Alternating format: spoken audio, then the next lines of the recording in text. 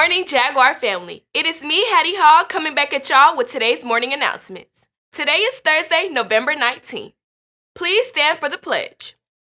I pledge allegiance to the flag of the United States of America and to the republic for which it stands, one nation, under God, indivisible, with liberty and justice for all. You may now be seated. Please pause for a moment of silence. Thank you. Our character word of the week is judicious, having, showing, or done with good judgment or sense. The mission of New Manchester High School is to provide meaningful learning experiences that develop the character, academic ability, and talent of all students to prepare them for college and careers. Here are your daily announcements with Cameron Williams. Juniors and seniors, the ASVAB exam will be offered on Wednesday, December 9th. If you're interested in joining the military or are unsure about your plans after high school, sign up to take this test. The ASVAB exam will be only offered here at New Manchester High School, which means that all virtual students who register must plan to come to the building to test. The sign-up form will be located in your graduation class Google Classroom and on the school website. The deadline to register for ASVAB is Friday, December 4th. Space is limited, so please sign up today. The Avid 9 class is hosting a supply drive for the Douglas County Shelter. Please donate toiletries and personal hygiene items for women and children, laundry supplies, cleaning supplies, twin sheets / blankets, towels, or pillows. Donations can be given to Coach Baker or dropped off in the main office until Tuesday, December 15th. Reminder that breakfast and lunch are free to students that are here in the building. Up to this point, your fines have been forgiven for turning in books late due to circumstances. Fines have started to accrue for books / textbooks not turned in from last year. Please drop them off in the media center before school begins. Students, please make sure that you are checking your student emails daily. You may be receiving emails from your counselor or teachers and don't want to miss out on any important information as well as important deadlines. Also, use your school email only when you're emailing your counselor. For students face-to-face, please make sure that you have on your mask at all times. Follow directional signs and teacher directions during transitions. Now, on to the sports announcements with Tarani Scott. On to your sports announcements. Football at Chapel High School, Friday, November 20th at 7:30. Basketball versus Douglas County High School, Friday, November 20th, starting at 4:30 p.m. Please check the website for other information or social media sites. If you would like, there's an option video at the end. It tells the true story of Thanksgiving. This is optional, you do not have to, but it sounds nice. Now on to Hattie Hall for the wrap-up. In North America, you'll notice the leaves are changing color. Pumpkin spice lattes are back, and Charlie Brown is playing on TV. That must mean it's time for Thanksgiving, with family, friends, and loads of turkey. Even if you're not an American, you've probably heard of the holiday. But the image of pacifist settlers singing Kumbaya alongside the natives is all wrong. The story begins on a cold pier in England in August of 1620.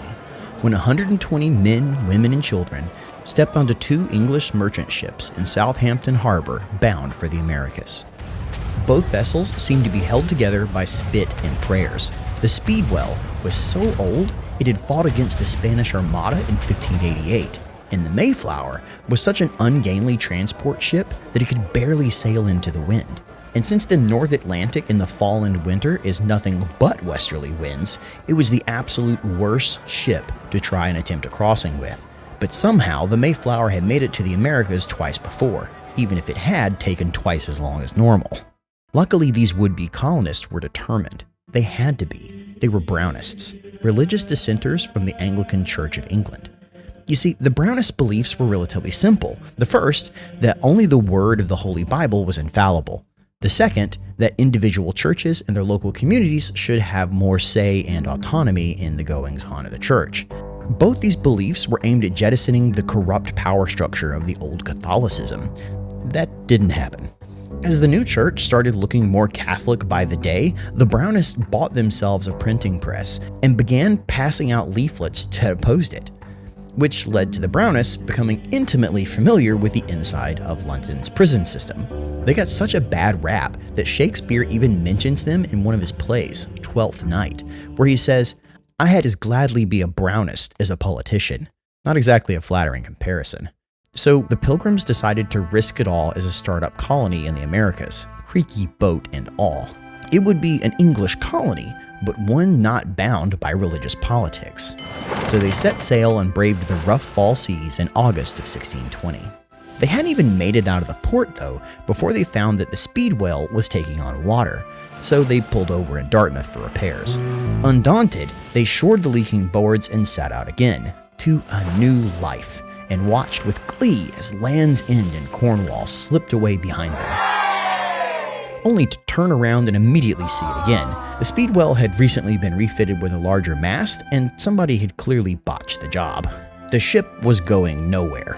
So 20 people agreed to stay behind and bring more of their congregation with them the next year, and 102 crammed onto the already overloaded Mayflower, finally leaving again on the 6th of September. Or maybe it was the 16th. No one's actually sure. The calendars in that period are a bit wonky. Their trip was mercifully dull after recent events. But halfway across the ocean, the Pilgrims' good luck set back in again. A storm and strong winds hit. In the middle of the storm, a deep snap echoed through the ship. A main beam had cracked. So they pulled a spare from the hold and tried to reinforce it. But the buckling was so severe that it wouldn't stay in place. That meant it was time to turn around and go back to England. Again. The delays had already exhausted all the Pilgrims' money, and for them, that wasn't an option. So they decided to try something else first. They had brought a great iron screw with them as cargo, likely a piece of the exact printing press that had gotten them kicked out of England in the first place, and used that to raise the new beam into place. Somehow, it held long enough to get them across the Atlantic. They sighted land on 9th November, just off Cape Cod, then turned south for the Hudson River Valley, hoping to move closer to established colonies and warm weather. But hard winter currents forced them back to Massachusetts, where they set up anchor in the natural harbor of Provincetown. Knowing that their previous claim on this new land had been dodgy at best, the settlers agreed to draw up a new contract for their colony, styling it the Mayflower Compact. It organized them as a civil body politic created for the general good of the colony, where issues would be decided by vote. This set of rules and beliefs set down by the Pilgrims has since been called the world's first written constitution. The men of the ship put their names to paper, and they all signed the agreement together. And within weeks, they would all begin dying together. Scurvy and illness took hold of the boat, and as the first snows arrived, it turned the ship into an icy tomb. Exploration parties were sent out to find a suitable place to build, and any man who could still stand was put aboard with swords, armor, and matchlocks. They found a deserted landscape and found themselves strangers in an unknown land, filled with native burials and abandoned villages. But everywhere they went, eyes watched them. Going as far as they could each day, they camped on the shores, and in the dim morning, they draped their jackets over a barricade to dry and made to move their boats back into the water. And that's when the arrows began to rain down on them. Grabbing muskets, they fired blindly into the forest. Their leader appeared from behind a tree and fired 3 arrows directly at the Pilgrims. The man gave a triumphant cry and then disappeared again into the forest. The Pilgrims searched the area, but found no bodies. Only 18 arrows, tipped with deer horn, brass, and eagle's claws. When they went to retrieve their jackets, they found them riddled with arrow holes. Guessing that as many as 30 or 40 men waited for them in the forest, the Pilgrims left before they could return. The next day, they found the building place they were looking for, well suited to winter construction, already cleared of timber, with tall hills for defensive positions. But it was also full of dead bodies. Patuxet had been a village of the Wampanoag people, until it had been wiped out by an outbreak of Indian fever 3 years earlier. The epidemic was bad enough that the colonists found unburied skeletons still inside their homes. But with more settlers dying by the second, the Pilgrims were in no shape to be picky. They moved the Mayflower to join them and began construction. The first common house that was finished became a hospital for the ill, and the 19 families then each built their own town, huddled together for defense, and by February, the settlement was complete. But without food or proper shelter, they continued to die off one by one by one. And by the time the snows thawed, only 47 of the original 102 pilgrims were still alive, and half of the Mayflower crew had died as well. Those that survived now faced the danger of summer raiding parties, so they decided to fortify the village, bringing cannons from the ship to point outwards into the unknown wilds. Finally free of the bitter cold, they planted corn taken from the abandoned graves and storehouses of the old Wampanoag village. And with that first thaw came their first contact with the locals.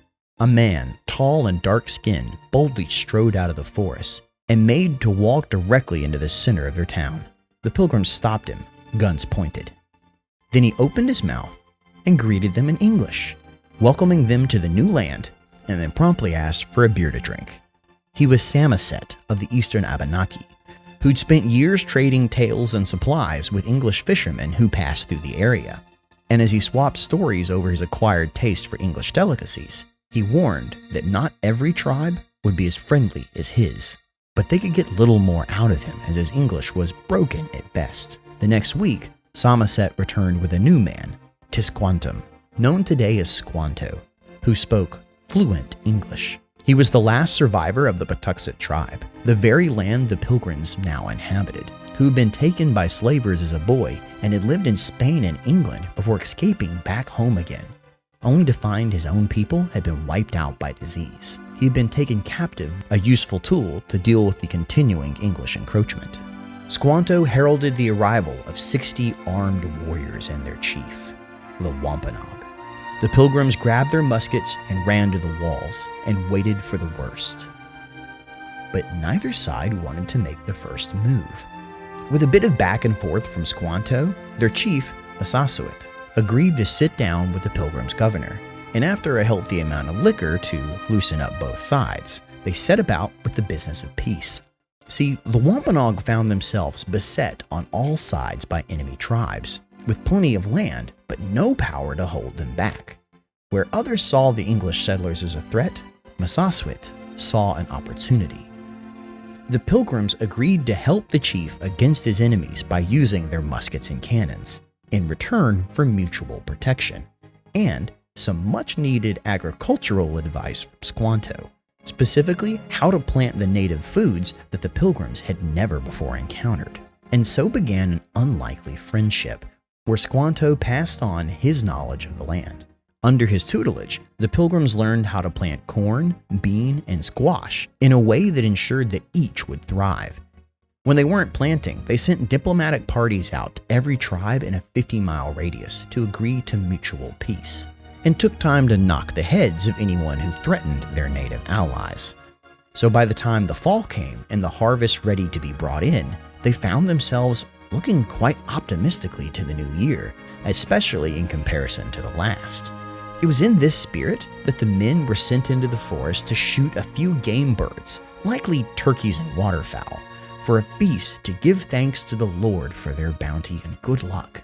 Massasoit joined them with 90 of his people and brought along 5 deer for the occasion. Add to that a few eels, some fish, crabs, and a lobster or two, and of course their freshly harvested corns, beans, and squash, and you got yourself the first Thanksgiving dinner. It was a celebration that lasted for 3 days, a harvest festival with sport, games, and friends, like so many others around the world. Days of Thanksgiving, thankful that there will be enough food to eat, and another year survived. Sure, the new land wasn't perfect. It wasn't harmony between man and beast, or a permanent peace between settler and native. But for a time, people set aside their differences and gave their thanks for a chance at life. And many other harvest festivals appear around the world today for just the same thing. And that's the story of the first Thanksgiving.